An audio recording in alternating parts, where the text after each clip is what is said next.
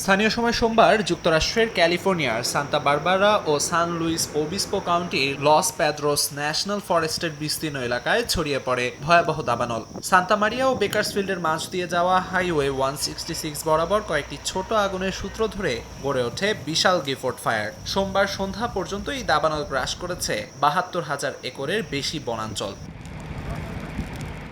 আগুন নিয়ন্ত্রণে মাঠে নামানো হয়েছে ১,০০০-এর বেশি দমকল কর্মী, মোতায়েন করা হয়েছে বিমান, ব্যবহার করা হচ্ছে ইনফ্রারেড প্রযুক্তিও। নানামুখী তৎপরতা চালালেও মাত্র ৫%-এর কিছু বেশি আগুন নিয়ন্ত্রণে আনতে সক্ষম হয় দমকল কর্মীরা। একদিকে উচ্চ তাপমাত্রা, অন্যদিকে তীব্র বেগে বয়ে চলা উত্তপ্ত ঝড়ো হাওয়ায় আগুন নিয়ন্ত্রণে হিমশিম খেতে হচ্ছে তাদের।